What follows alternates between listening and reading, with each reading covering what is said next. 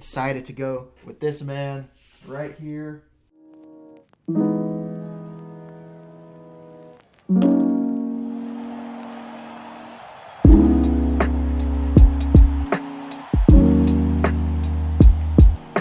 What's going on, ladies and gentlemen? My name is Dillard, bringing you guys our first ever podcast with a good friend of mine from high school. Go ahead and say hello, Mr. Clemente. What's up, guys? It's good to be here, Dillard. Long time no see, man. Yeah, it's been a fat minute. We need to hang out again. Like, seriously. Definitely. Definitely. But if you didn't know, just a little bit of backstory about Clemente. Actually, you should probably tell them about, the stuff that you're doing with the Thunder and such if people are interested in basketball material.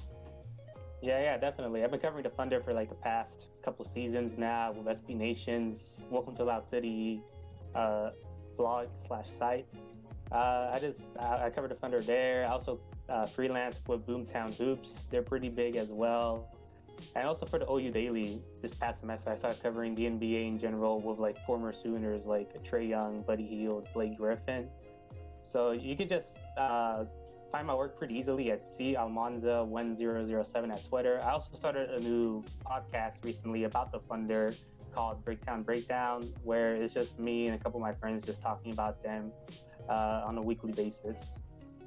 Yeah, sounds great. I'll actually put all of his content in the description below so you guys can check that out. Definitely do, especially if you're a big basketball fan or even in general just to go support him because he does a lot of good work and he's very consistent with it as far as I can tell. So the first thing that I think we should talk about with this podcast, and I think one of the most important things that happened over the offseason was the contract that the Padres signed with Fernando Tatis Jr.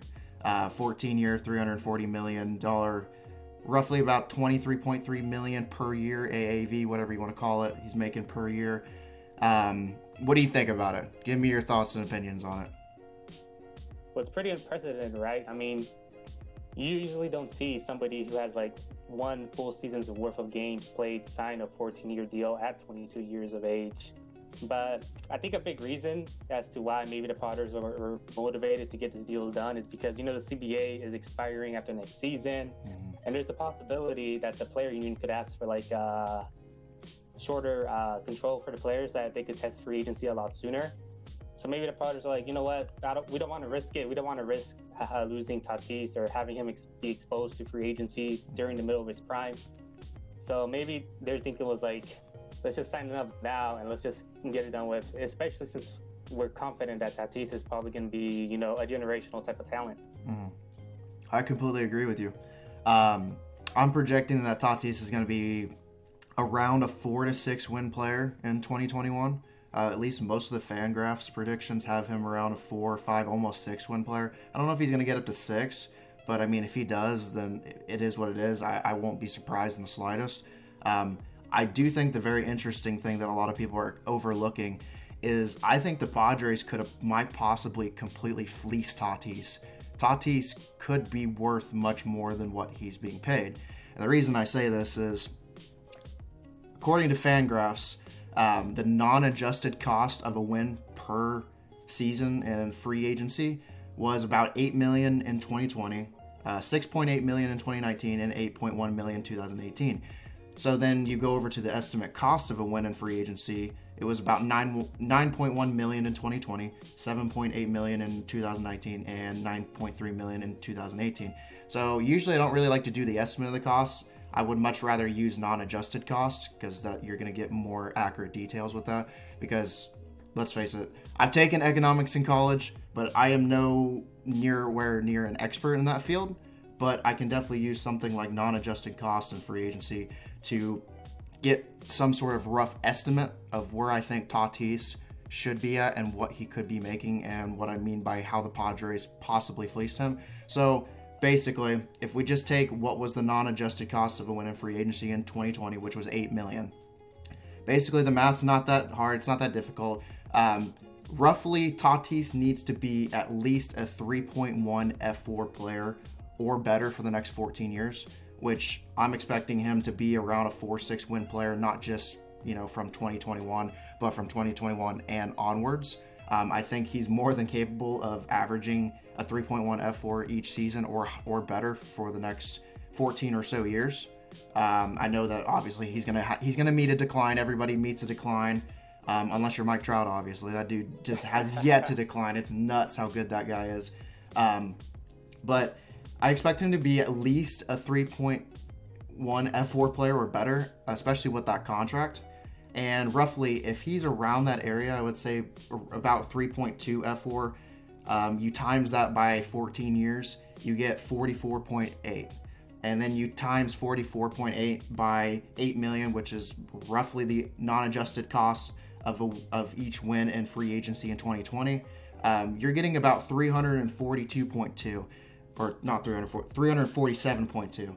Very specific number. Like I said, it doesn't mean that he should be making $347.2 million.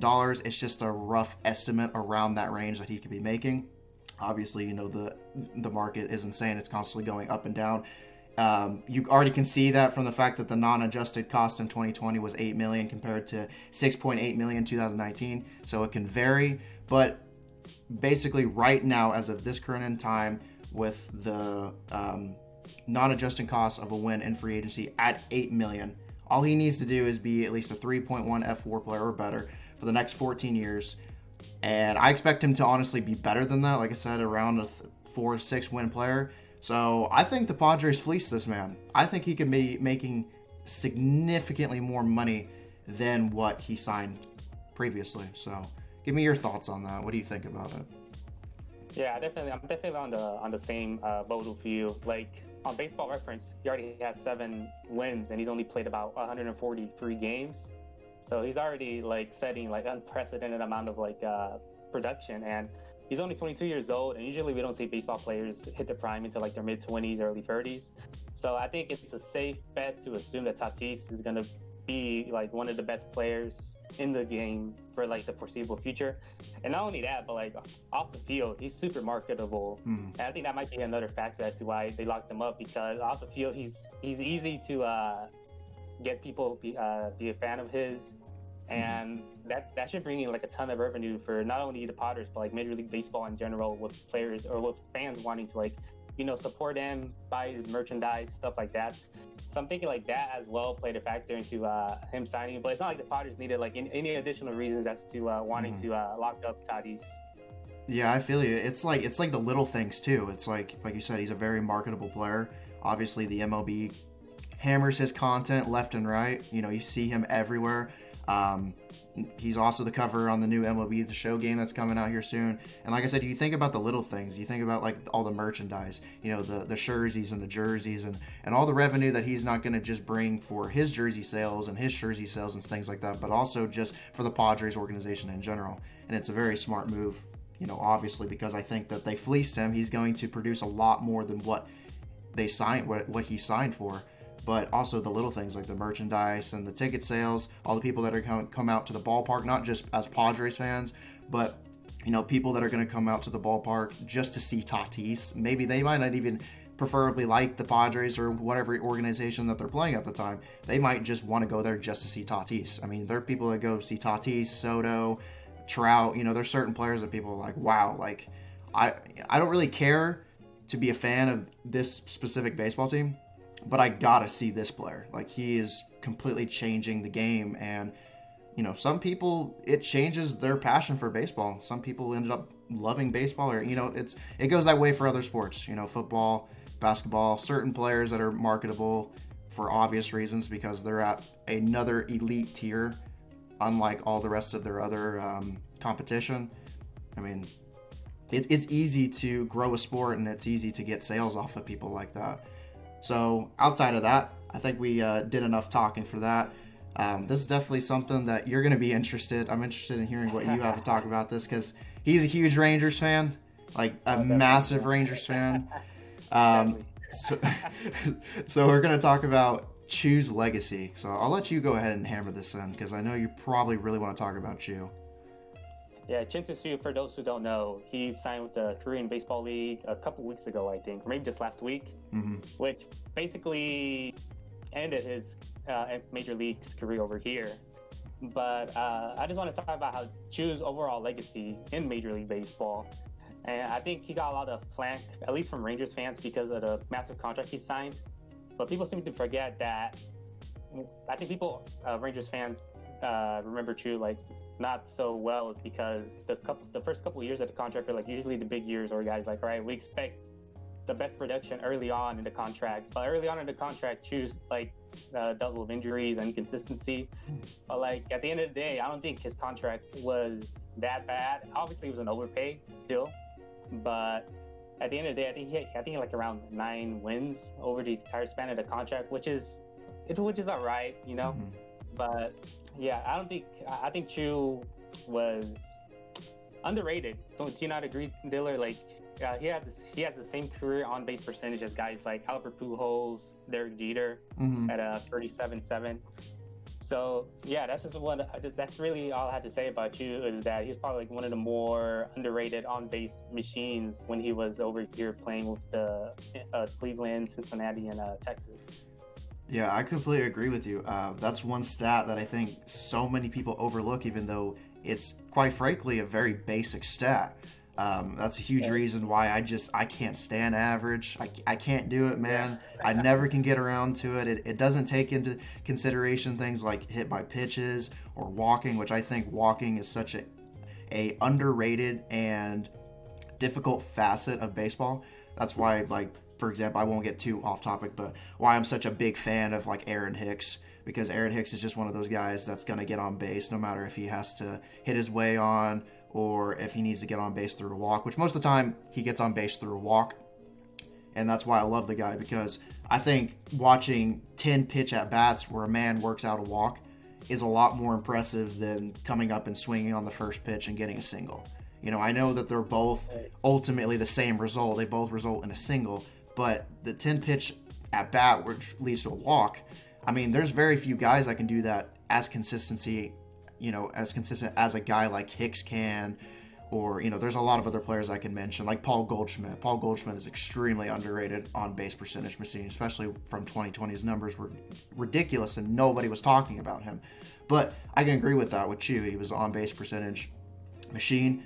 Obviously, the name of the game is to get on base. You don't need all of your guys to be a DJ LeMahieu, for example, or, you know, one of those players who's always going to get on base and drive in runs. You don't need that. Sometimes you just need the guy to get on base, and then you can, you know, have another guy up behind him who's the contact hitter, who's known for getting runs in, you know, at an astronomical rate.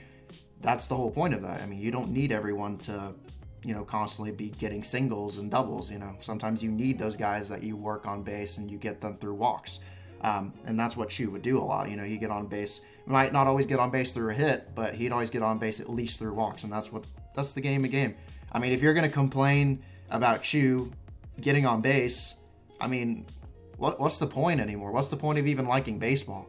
I mean, that's the whole point of baseball, is getting on base. I mean, I know people want to see home runs and stuff, but I mean, if the guy is getting on base and he's not, you know, obviously strikeouts don't mean anything if you're producing runs at a rate like, for example, your guy Joey Gallo.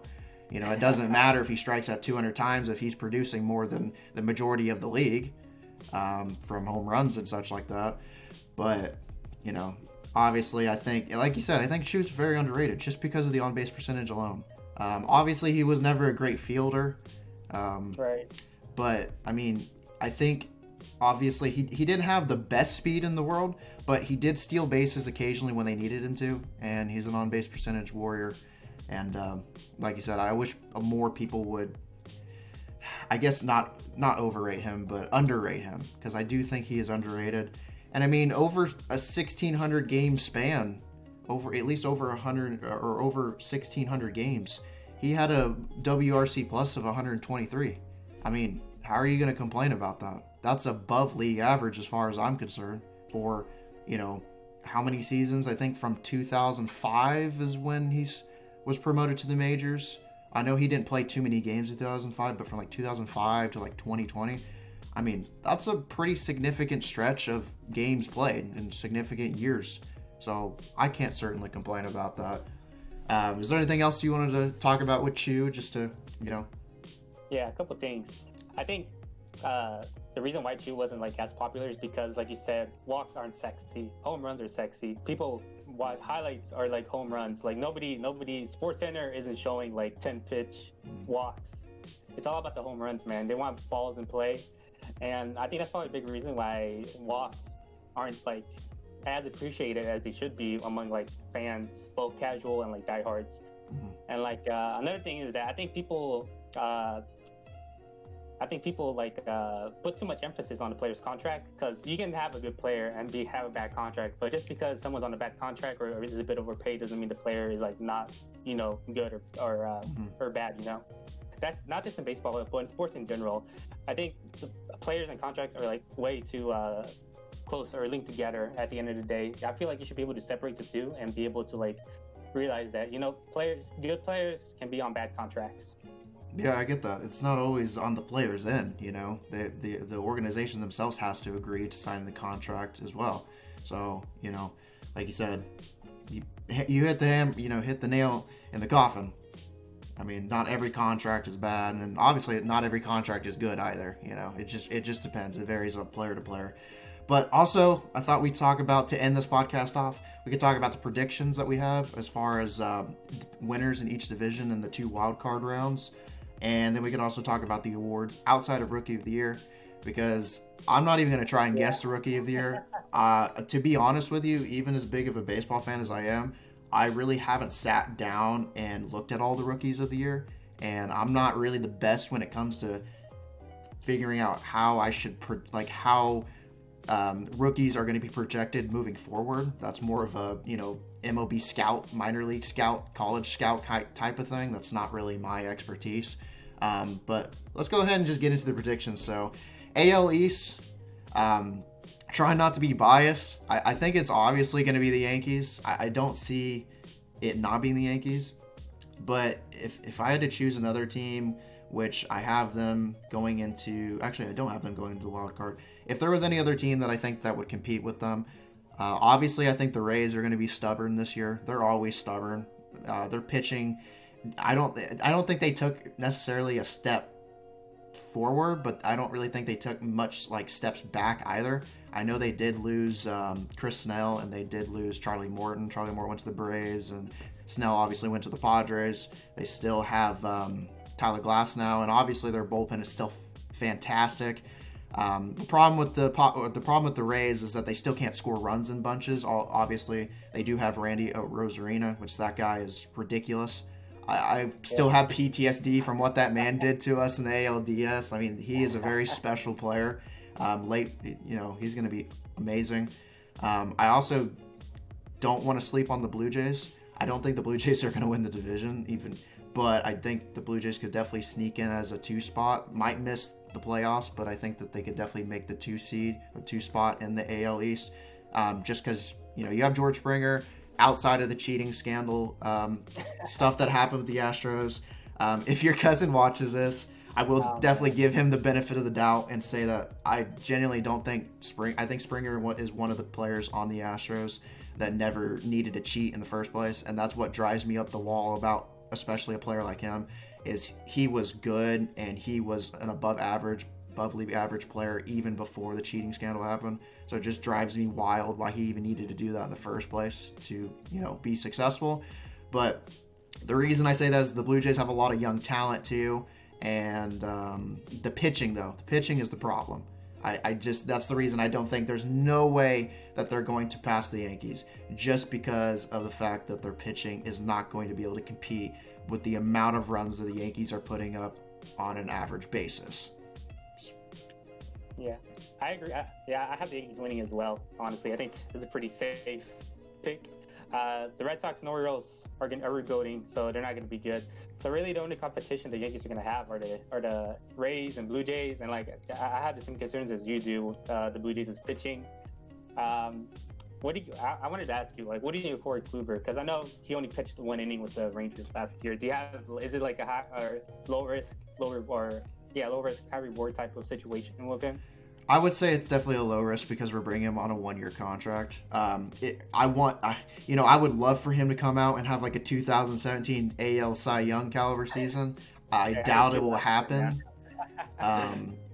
you know, if you looked at Yankees Twitter, you would see that people already thinking he's going to drop a 6 ERA, 6 FIP, just because he's given up bombs to Aaron Judge and spring training and Luke Voigt. It's like, you do realize, A, spring training hasn't even started yet as far as games are concerned, and 2, obviously Kluber's coming back from injury, and then 3, the Yankees have one of the best offensive lineups in the sport. It's like, why are we freaking out this early on? This is absurd.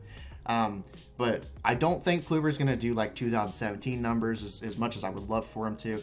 But yeah, I would definitely say he's definitely a low risk, high reward, just because it's a 1-year deal and the contract really isn't that big.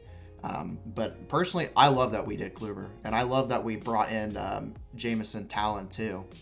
Talon, I think just because he was in the Pirates, nobody had any clue who this guy was. But looking at his upside, there's a lot to look forward to as far as he's concerned. Oh, go ahead. I was going to say, do you think pitching depth is more important this year since, most pitchers, last season was only 60 games. Mm-hmm. So for most of these guys, it wasn't even that long of a season. Do you think it's more important this season pitching depth with the fact that they're going back to like 162 and like that grind increase, like the amount of injuries pitchers deal with? Yeah, I would definitely say, like, obviously, I think when you get a longer season in play, I think pitching depth is always going to be important. As you saw from, for example, the 2019 World Series, and just that season in general, the Nationals started off pretty atrociously. I think they started, I could be wrong, but I think it was like 19 and like 29, 19 and 31. Like, they were on a pretty bad path. Like, there wasn't a lot of upside to look at as far as the Nationals were concerned. And then they ended up winning the World Series because of their pitching. Because you have Scherzer, don't need to say anything about Scherzer, don't need to say anything about Strasburg, and I don't really need to say anything about Corbin either. And then, you have other guys in the bullpen like Hudson that made a big impact, and Doolittle also, they made a big impact. But, no matter what, that's why I've always said that as a Yankee fan, I love that we have as much offensive firepower as we do, but I drastically wish that we had pitching like the Nationals did, or the Astros did, or these teams that have, top tier starting pitching for the longest time. And that's why I was so hyped once we got Garrett Cole, because I was like, okay, this is a start. Like, obviously Cole's not going to carry the entire pitching staff to a World Series. That's just not realistic, but it's a start. But yeah, starting pitching, it still will be, and I think it will forever be, the most underrated and most important aspect of baseball. Like, if you notice, all the teams that end up winning the World Series and end up going far, for the most part, it's because they have dominant either starting pitching or a bullpen. And as you saw, for example, from the 2019 ALCS between the Yankees and the Astros simply outperformed us because the starting pitching wasn't there, and we worked our bullpen way too much. We overworked and we taxed them to death.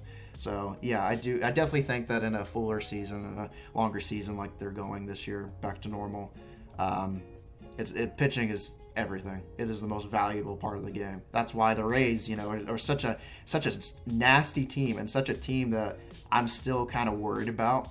Just because if they had a lineup like the Yankees with their bullpen and their starting pitching, there's no team that would outperform them. The Dodgers aren't winning. Padres aren't winning. I don't think there's any team that's going to outperform the Rays just because of that pitching. So that's about all the thoughts I have on that. What about the AL Central? What are your thoughts on the AL Central? And that's probably like the closest division, right? I mean, I can honestly see either the Twins, Indians, or White Sox winning it. But I think I'm going to give the White Sox a bit of an edge. I think it might be a little bit of a homer here as well because they have Lance Lynn now. So I'm thinking about just giving the White Sox just a little bit of the edge. But honestly, it's probably like the toughest division to call. Yeah, definitely. That's like you said, like even if the Indians like snuck in there, if they snuck in there, I wouldn't really be surprised. Obviously their bullpen and their pitching staff is top notch. I mean, I don't really need to say anything about Shane Bieber. That guy alone is ridiculous. Obviously, you have guys like Jose Ramirez. I know they lost Lindor, but they also have, still guys like Jose Ramirez that can make a big impact. as far as that division's concerned, I'm like you. I'm just going to give it to White Sox. I mean, they added Lance Lynn, and that's only going to make them better. You know, I have a lot of faith in Lucas Giolito. I don't think we've seen even close to what he's capable of doing. If you have him winning AL Cy Young this year or for the next few years, I think that would be a pretty safe bet just right off the bat, because I think he has a lot more to offer. Obviously, you have Dallas Keuchel, ground ball machine. As long as this defense can do their part, then he's good to go. Bullpen is still kind of spotty here and there, but I think that their starting pitching and the firepower that they possess on the offense, with guys like Yoan Moncada, and then they just added, what's his name? Yasmani Grandal. They just added him. I mean, there's a lot to look forward to. Yeah, there's a lot to look forward to for White Sox. If I was a White Sox fan, I would be so excited for the future. I'd be hyped. This team has a lot of promise going forward. So that's my predictions for the Central. AL West. AL West is going to be fun. But actually, I wanted to ask you something. What do you think of Tony La Russa? What do you think? I had my doubts when I heard that they were bringing him aboard. I'm like, oh man, Tim Anderson is not going to get along with this guy. It's just not. I just don't see it, because he's like one of those old school guys that I see. It's like, don't do bat flips, play the game respectively. And it's like, dude, it's an aging and evolving game. You can't just expect people to, stick in line with the old rules. That's not how it works. Now we're at the age where people are going to do bat flips and stuff. And I've always said this. I said this last year. I'm sure you can agree, even as a Rangers fan. I'm sure you can agree, just as not even just a Rangers fan, but just as a baseball fan. Tatis. You're not going to tell him to not run up the score, or you're not going to tell someone not to bat flip. Like, for example, if a pitcher wants to complain about it, then throw a better pitch or walk the guy. Like, it's as simple as that. Like, don't make any excuses. You're in a professional sport, so just be better. It's as simple as that. But it's also like, outside of the bat flips with the whole Rangers and Padres situation, I've seen deficits that were bigger than that, and teams came back. So I don't think it was necessarily running up the score. And then the other thing behind it is, Tatis, as young as he is, he's also, you got to think about the fact that not only is he having fun out there and he's going to do what he wants to, but he's going to perform at the highest level possible no matter when in the game that you're at. It doesn't matter if it's first inning, it doesn't matter if it's the ninth inning, it doesn't matter if you're running up the score, it doesn't matter if it's a tied game. He's going to give it his all. He's going to give it 110% every single swing of the bat. And, as young as he is, the whole big purpose, or the big reason that I also thought that people weren't taking consideration, is that he's trying to produce higher numbers, which in turn will give him a better and higher contract moving forward. It's like, why would he not try for a higher contract? This is the time and place for him to be at his very best, because that just means that his contract is going to go up, his numbers are going to go up. And obviously you saw from the Padres, they believe in him, and I believe in him too. But I think that, I don't know. Like, what are your thoughts on it? Because I thought that whole ordeal and scene with the Rangers was just a load of rubbish. Yeah, it was pretty embarrassing, man. It was probably like the low point of the season for me. Like, man, what was surprising more was that Jason Tingler didn't even stick up for Tatis. Like, after the game, he was like, yeah, he shouldn't be doing that. So it was just dumb. Tingler was the former Rangers bench coach, by the way. Shout out to him. Alrighty. So, outside of that, who do you have winning the AL West? Man, I hate to say it, but I think the Houston Astros are the safe pick, man. I mean, the gap is closing between them and like the Athletics and Angels, but like I'll still give the Astros the edge. Mm-hmm.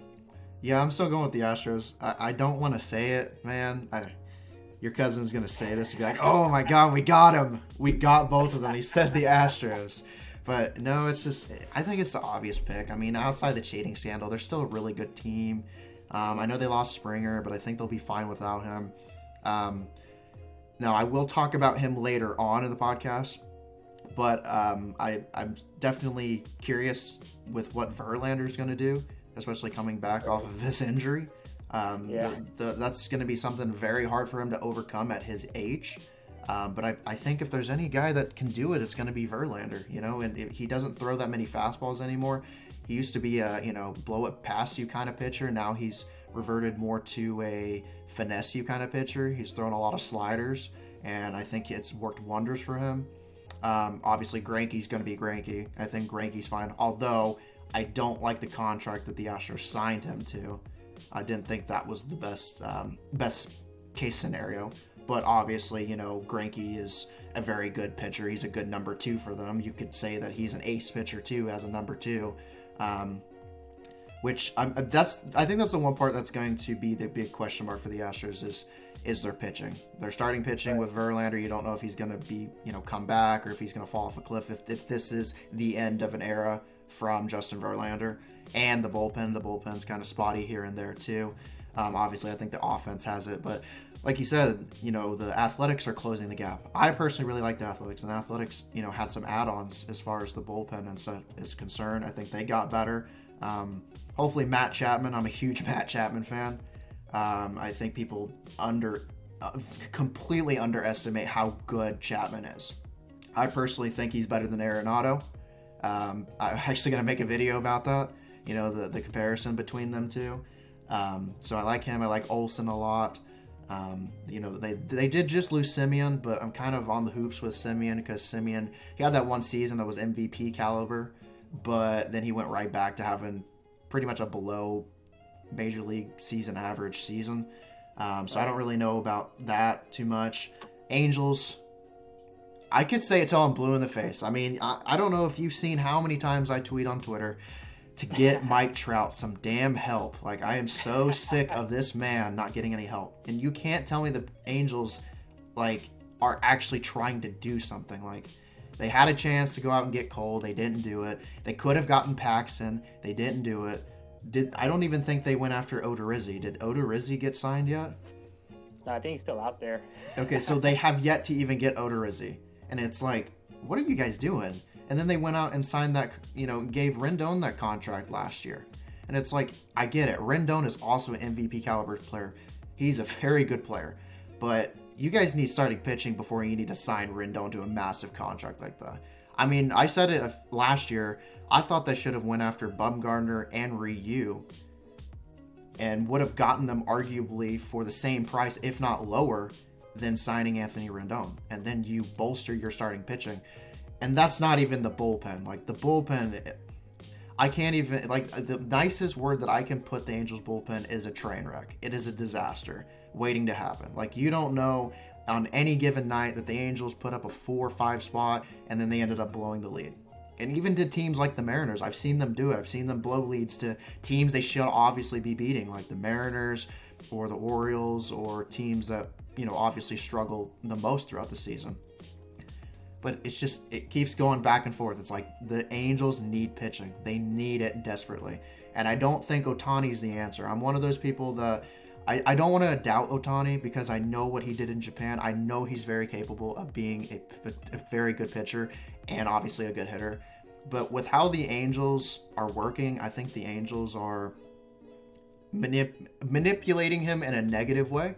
He's much better than what he's showing.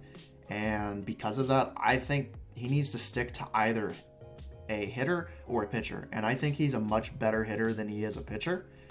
If he comes out and proves me wrong, I would love that because I'm a big Ohtani fan. I don't know if you see that over there. But when I went to Anaheim, when I went to go see the Angels play the Astros 2 years ago in California, they were giving out Ohtani bobbleheads. So I love Ohtani. He's awesome. But as of right now, I think he's definitely the better hitter than better pitcher, and I think that he should stick to hitting. But I don't want to get off topic too much, but I'd have to give it to the Astros in that remark. As far as the wild card is concerned, what are the 2 wild card teams that you would say that, would be pretty reputable? Well, I mean, let me think. You go first there. Give me some time to think about this. Alrighty. So the two twins. I gave it away right there. The 2 teams that I picked, White Sox. You could honestly have the Twins and the Indians. The AL Central is stacked. Outside of the Royals, the Tigers, they're both going to be tanking for obvious reasons. That division is, I think, the toughest division in the AL. It's going to be the most competitive, probably for years to come too. And with that being said, a lot of things could play out, differently. Baseball is a very unpredictable sport, but just, my first glance and my first thoughts on it, probably the Twins. I think the Twins would be a safe bet. I don't think leaving the Twins out would be a very intellectual move, assuming that they've made the playoffs. Now, that doesn't mean that they're going to do anything in the playoffs, because they have yet to do anything in the postseason for the longest time. Right. For example, the Yankees. The Yankees just beat up on the Twins. I don't know what it is. The Twins just can't beat the Yankees in the postseason. I don't know. Maybe that, changes this year. Who knows? But Twins is a safe bet. And then I would also probably have to put the Athletics. I could see the Indians in there too, but I got to put the Athletics in there. I really like the Athletics. I always think the Athletics are a very sneaky team. A few years ago, they came in the playoffs with like 97 wins, and nobody really talked about it. And nobody really thought they had the cast or the talent to be able to pull off a 97-win season. And I think the reason that I really like the Athletics is that what's really important for them is that they need to stay hot. Because the Athletics they're one of those really weird teams where they'll have like kind of an average, below average kind of run in the beginning to get warmed up in the first half of the season. But then in the second half of the season, they'll just start blowing everybody out of the water. I remember, I think it was 2019. I think that was the season when they had their 97 wins. It should be 97 wins at least. It might be a little lower or a little higher. But that season, whenever they were playing the Astros, they had a 4-game series against the Astros, I think, where they ended up winning that series 3-1. And that 2019 Astros team was just absurdly good, like very good. They went to the World Series. They got beat by the Nationals, but they still went to the World Series and took it to a Game 7. Very good team. And, the Athletics, one of the games, I think it was like 19-2. They blew them out of the water. One game, yeah, but I guess like the fact still remains that the Athletics were just hot. And they need to stay hot moving forward. Like if they stay hot in the playoffs, I think they could be one of the most dangerous teams out there. But, there's so many variables in baseball. I don't know if it will happen or not, but I got to give it to the Athletics because I think they're too sneaky not to make it into the postseason, and I think that they only got better this season. Yeah, for me, I'll probably go with the Twins as well, but I'm going with the Rays over the A's, man. I think the Rays and Athletics are cut from the same cloth. They run their organizations very alike, but I'm surprised that you left out the Rays. What's your reasoning behind that? The Rays, the big purpose, and it has nothing to do with their pitching and their bullpen. It all has to do with their hitting core. Outside of Randy Rosarina, they're going to need to put up more runs than what they do. And they lost Charlie Morton, and they lost Chris Snell. And I don't think that they're not going to be a terrible team. That's not what I'm saying. I should have actually mentioned them too, to be honest. If the Rays end up being a wild card winner, then I won't be surprised. I honestly should have put them in the remark too.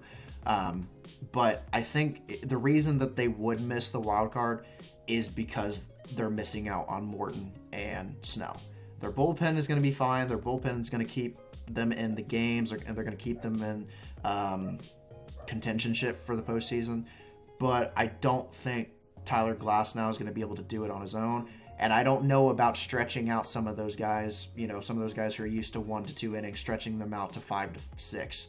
I know Kevin Cash is very, intellectual and very creative with how he constructs his bullpen and his starting rotation. I know he likes to do a lot of those opener strategies, which have seemed to work. I could be completely wrong.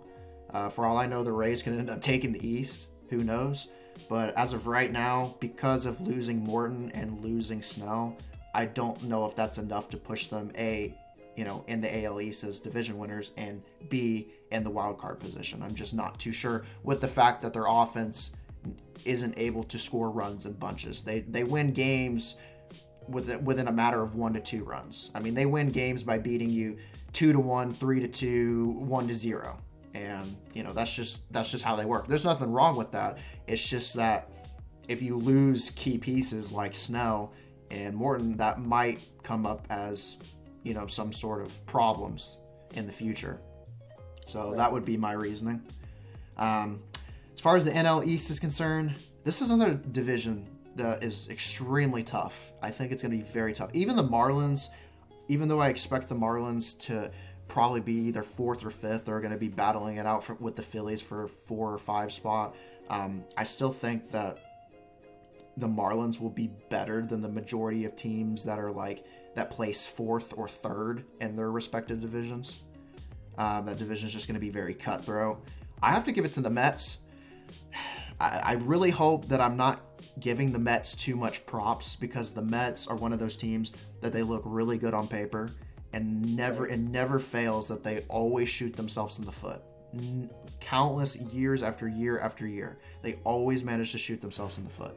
And this is the one year, I mean, there's no way I can sit here and say that they're not going to win the division. I mean, I want to put the Braves up there. Obviously, the Braves are going to be very good. For some reason, Fangraphs predictions and predictions in general don't like the Braves. I don't know why that is.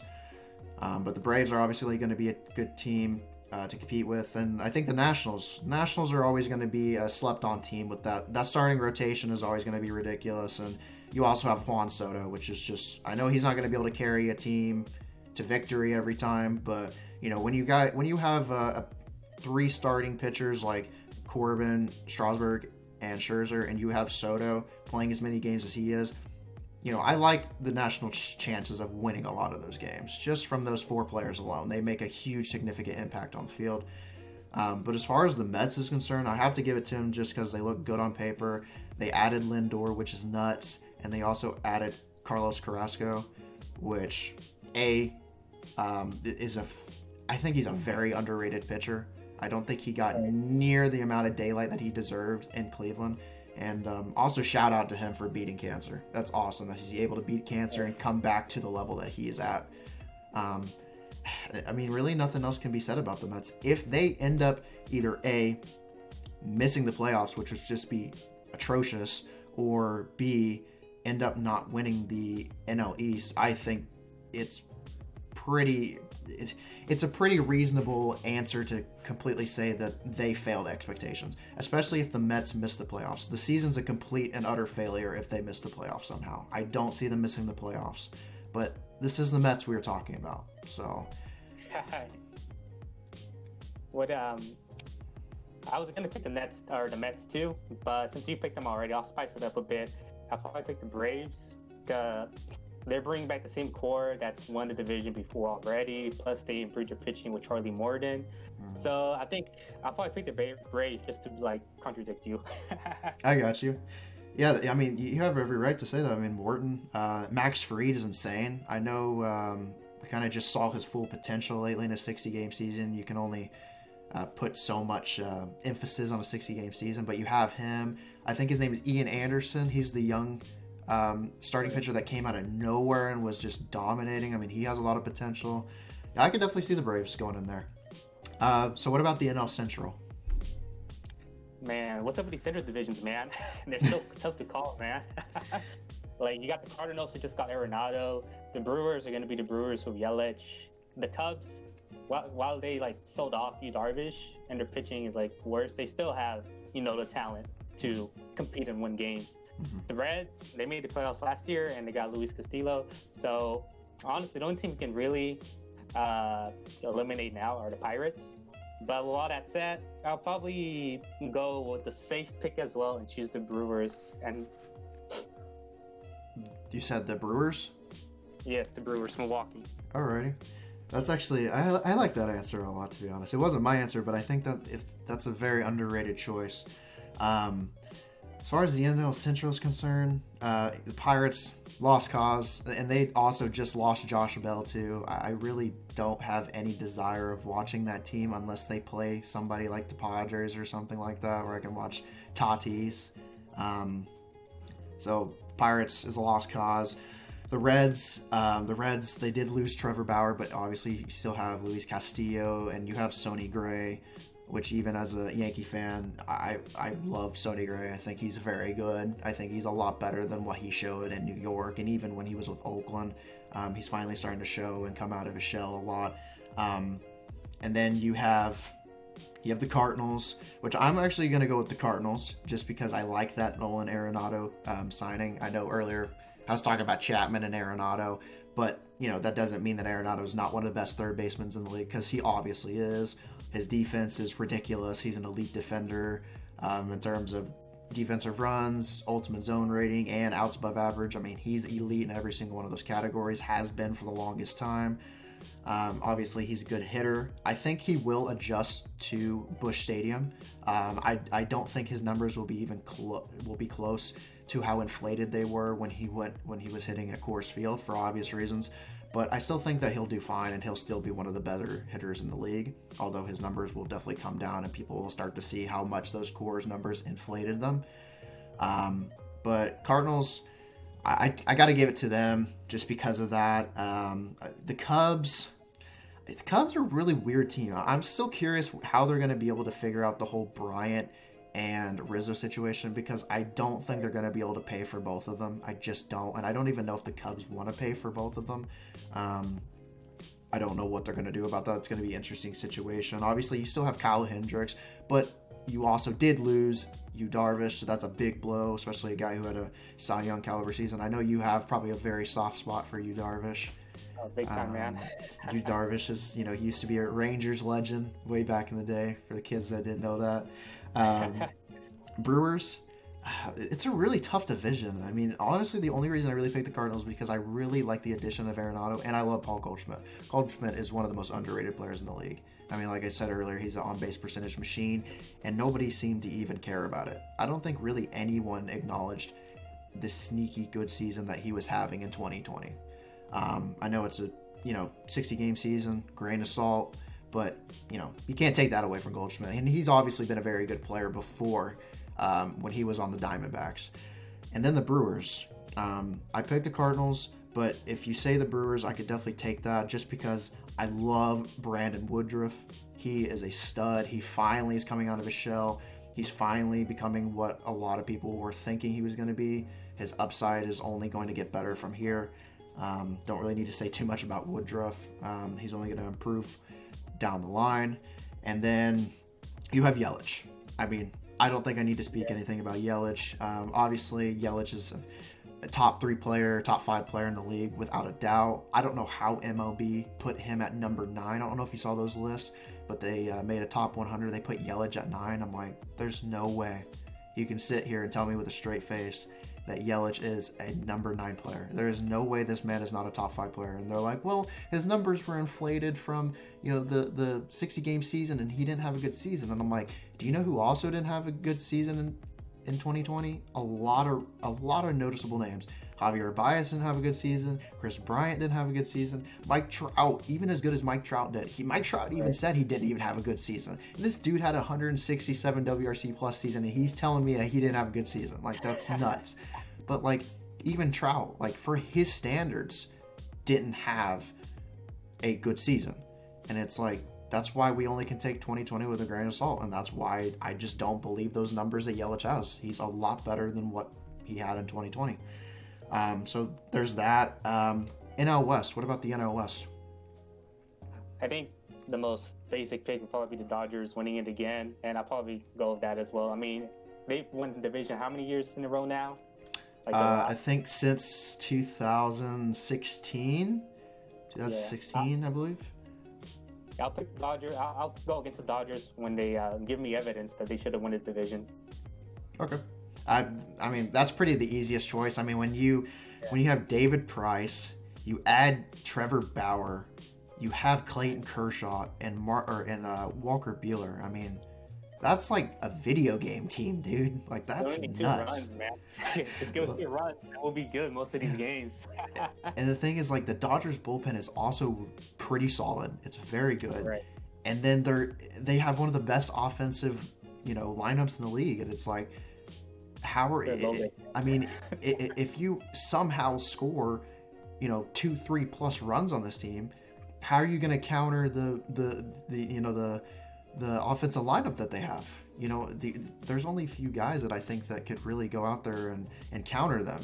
Jacob deGrom, I think, Garrett Cole, Shane Bieber. Luckily, they don't have to deal with Shane Bieber and they don't have to deal with Garrett Cole. But let me tell you this. I think the Dodgers are a clear-cut favorite for the West. But those Dodgers-Padres games are going to be a blast to watch. I am going to try my absolute hardest not to miss any of those games because you have the Dodgers starting rotation, and then you have the Padres. You have Lamet, who came out and had a big year last year.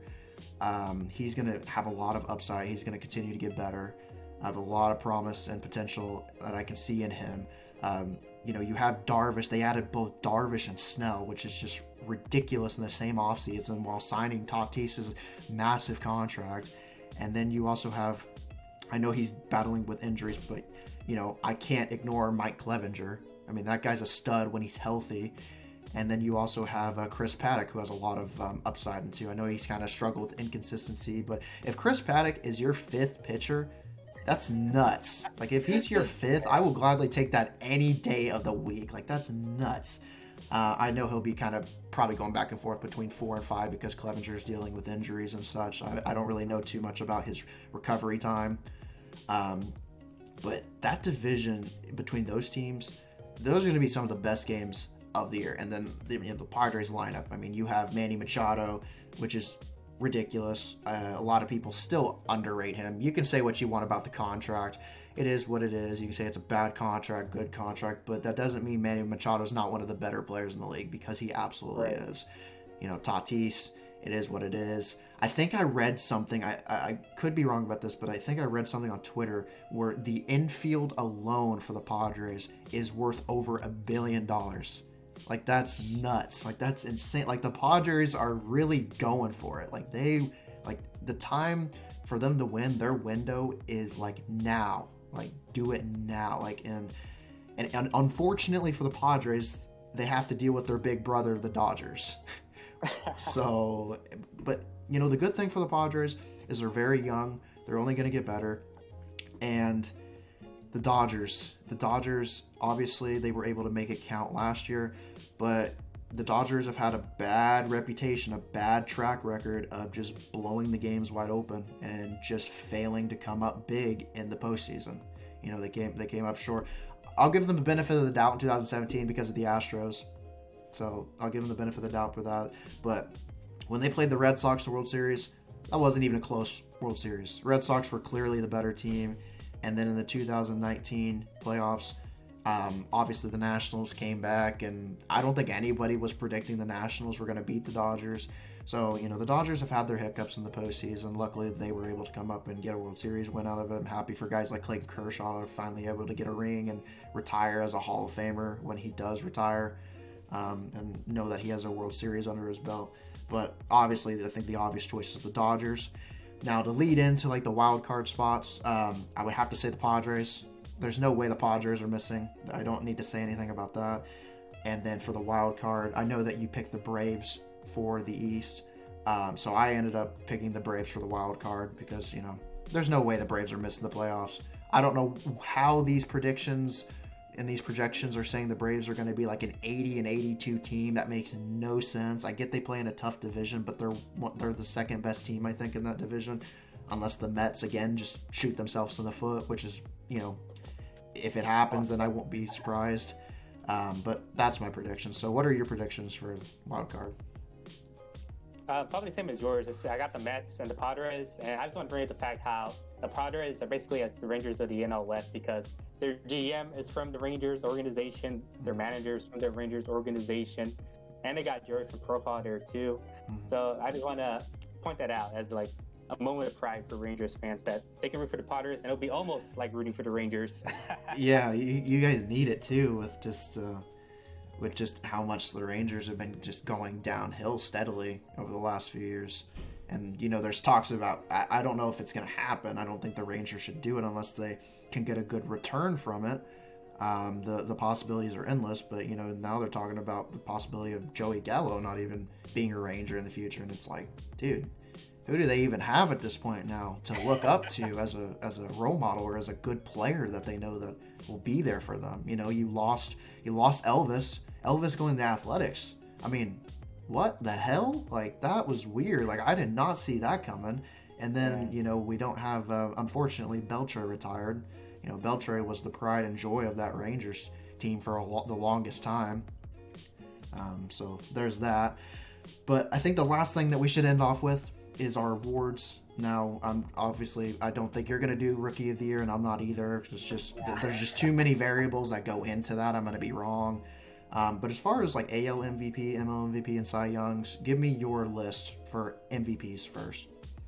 You're gonna hate me for this, Dylan, because I'm going with the safe pick. But for AL, it's Trout, obviously. I mean, there's not much to say about Trout. I mean, just saying his name should be like enough of a convincing argument for him to win it. And for the NL, probably Mookie Betts if the Dodgers win like 100+ games. Who did you have for MVP? So for AL MVP, like you said, I gotta say it, the obvious choice is Mike Trout. If your obvious choice isn't Mike Trout, then you're not doing it right. Like, point blank, you're living under a rock if Trout's not your obvious choice. But I also decided to throw in an underrated choice for someone that I think could maybe win it. If Trout somehow doesn't win it, I don't know how that will happen, but I ended up picking Jose Ramirez. I think Jose Ramirez is slept on, incredibly slept on. No, I just feel like if you're not a Cleveland fan, nobody talks about this guy. Like, seriously. Like, maybe some hardcore baseball fans that watch the game and they don't just watch their team, but Ramirez is heavily slept on. He plays pretty good, solid defense. I mean, he's not the best at his respected division as far as defensive metrics are concerned, but he's definitely a above league average defender. You could maybe call him an elite defender as well, if you wanted to put him up there. But he's also a very, very good hitter. He stays very consistent. I know he had a hiccup in 2019, but for the most part, I mean, just looking at his numbers from Fangraphs, he's been very consistent since 2017. And since 2016, he's been, at least 19 points or higher above league average in terms of WRC+. And, he's been at least a bare minimum 3.4 F4 player since 2016. And 2018, he was nuts. 8.1 F4. I mean, just a really, really, really good season. So that's the reason I kind of picked Jose Ramirez as an underrated spot for the MVP. For NL MVP, I decided not to even go with a safe spot. I decided to go with him because he has yet to win it. But I decided to go with this man right here, Mr. Juan Soto. I mean, he has yet to win an MVP. I don't think I need to tell you how absurd his numbers are when he's 22. I mean, I know it was a small sample size, but it's kind of funny to look at Fangraphs and see that he has a 201 WRC plus from last year. I mean, that's ridiculous. The fact that Juan Soto, as bad as he is defensively, was able to have a 2.4 F4 season in only 47 games played is nuts. That's insane. And the fact that Soto, 4.9 F4 in 19 and then 3.7 F4 in 2018, I mean, this guy is nuts. He makes no sense. I don't know if any of the scouts were even able to predict that he would be able to do this at the age that he's doing this at. And then, also, I mean, I know postseason doesn't go into it, but I can't help, but put an emphasis on how important and vital he was to the Nationals winning the World Series in 2019. I mean, came up with more big hits than I could possibly name off. Just constant. He is a good player. When you need a good hit, when you need him, and when the lights are at the brightest, you need him in the most important roles, he's always going to come up big for you. No matter the situation. That's why I don't want to say he's clutch, because clutch is one of those words. And I mean, if people want to say he's clutch, then so be it. But in my opinion, he's just a good baseball player. He's going to come up big, or he's going to come up and get you singles left and right or home runs. When the game is just starting, it doesn't matter. He's going to get on base, or he's going to produce runs no matter if it's in October or if it's in April. He's just a good player. Although I do wish that he would improve defensively, because his defense is pretty bad. It's not great. But the good thing is this man is 22. I mean, like you said, way beyond earlier in the podcast, how a lot of people don't even hit their prime or their stride till their late 20s, early 30s. This man's 22. He's got so much time to improve defensively. And I think if there's anyone who's very capable of doing so, it's going to be Soto. So the last thing that we can talk about is the Cy Young winners. Who did you have for your Cy Youngs? I was thinking, you're going to like this, Dylan, but I'm thinking Garrett Cole for the AL. for obvious reasons. He's one of the best pitchers in the world. There's not much that I can really add on that. And for the NL, I'm gonna go a little hot take here and think Walker Buehler. Okay. If he gets the innings, because I know Dave Roberts said the other day that he doesn't think he'll get to 200 innings this year. But I think if he stays available and he gets the innings in, then I think this is since Buehler wins it. I like that. I really do like that pick. That was a really good pick. And Buehler's a stud. And the fact that he's only a number 2 is just right. It just shows how much depth the Dodgers have. It's just insane. For my Cy Young, the obvious choice, like you said, is Garrett Cole. However, because Garrett Cole is a Yankee, and because this is not just a Yankee-based channel, but everything, I'm going to refrain from bias and actually go with somebody else. This is the part where I'm taking a huge risk and huge gamble, and you may not like it. I know your cousin will love it, but I'm gonna go with Justin Verlander. I know that is a huge gamble. I get that. If my prediction is wrong, then it's okay. Like, I get it. This is a high risk saying that Verlander is going to win Cy Young. But if there's any guy that I think that could come back from an injury, I mean, several guys have did it, like especially like Strasburg. I mean, Strasburg's come back from injury and just become even better than what he was before. But if there's one guy that I think that could be able to pull it together, it would be Verlander. And I get it. I get he's older. That doesn't help his case, obviously. That's a big reason why this is a huge risk. But he's also not going to stress out his arm by throwing fastballs constantly. He doesn't throw fastballs that much anymore. Now his huge emphasis is being a finesse pitcher, and he throws a lot of sliders. And as far as I'm concerned, I don't think the majority of Major League hitters have yet to figure out his slider. I mean, there's only a few group of hitters that I think that can counter that pitch. I mean, his slider is ridiculous. I don't have the numbers in front of me, but I do know from the back of my memory that in the last few years that Justin Verlander's been, becoming more of a finesse type of pitcher. His value as far as the slider is concerned is off the charts. It's one of the best in the entire league. And if he continues to have that, I don't think, he may not win Cy Young, but I think Justin Verlander, without a doubt, has more than enough potential to come back and be, around a 3.50 ERA, 3.75 ERA type of guy. So that would be my pick for AL Cy Young. For NL Cy Young, this is another one where it's kind of like, I think the obvious choice is Jacob deGrom.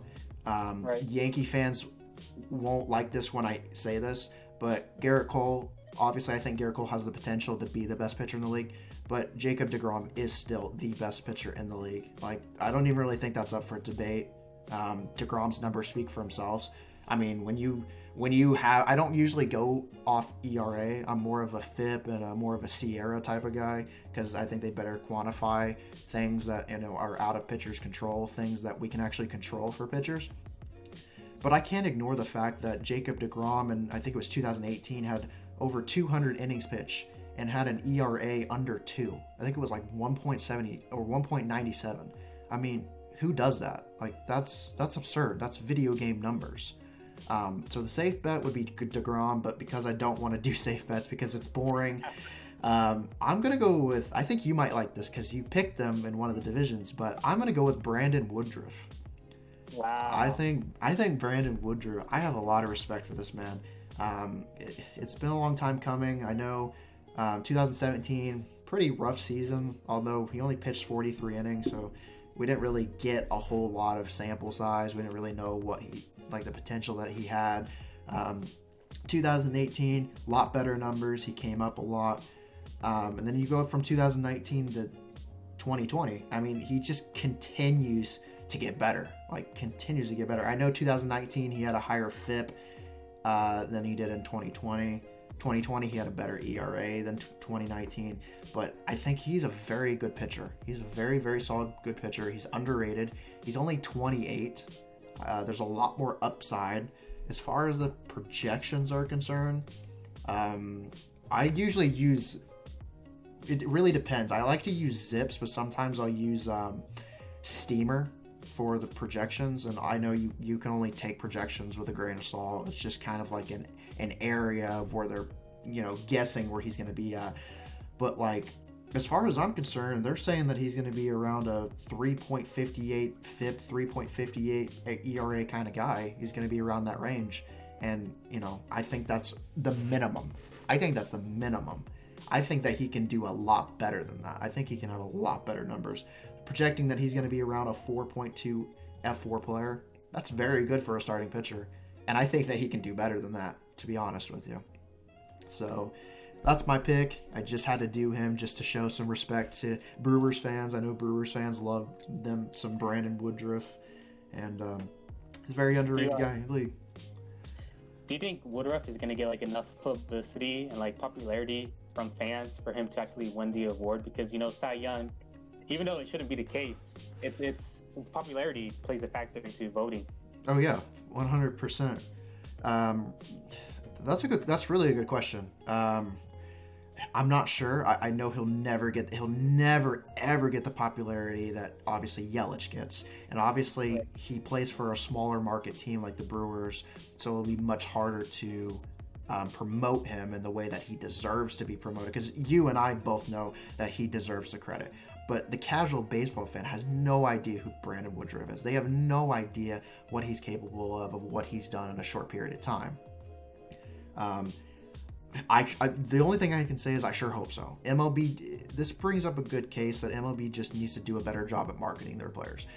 Even as far as Trout is concerned, they've failed at marketing him to a certain degree. Like, there's a lot of players, like, for example, last year, Kyle Lewis, I don't know if you know Kyle Lewis is, but he won the Rookie of the Year for the Mariners. And nobody was talking about this guy, yet he was having a great season. And it's like, why is nobody talking about Kyle Lewis? It all falls on the MLB. They fail to promote these players. They need to do what the NFL and especially like the NBA. I think the NBA is one of the best leagues at promoting their players. With like LeBron and KD and Steph Curry, and there's so many players. I could go on and on about the NBA, and that's the point. The NBA promotes their players that deserve it. They know they deserve it. Even some of the underrated players, they give them promotion every now and then. But the MLB there's only like a few players that can name off that like I know that they promote like crazy. Like Tatis is one of them. Soto, finally, sometimes in Soto they would not even really give him the credit that he would deserve. There's just a lot of players that need to be promoted more, and they don't promote them. Obviously, they do Judge. That's great, but there's a lot of players that they're missing out on, and because of that, I don't know. I hope so.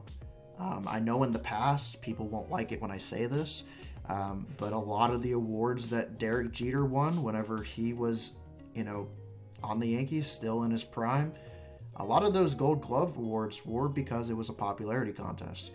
There were a lot of defenders that were playing much better defense than him. I won't get on to the tangent of how I feel about his defensive numbers, but I will say that, because I would rather save that for a separate video if anything, but I will say, without a doubt, a lot of those years where he was winning Gold Gloves, there are defenders that are significantly better than him. A lot of people still talk about how great his defense is, yet they don't even mention a guy like Andrelton Simmons.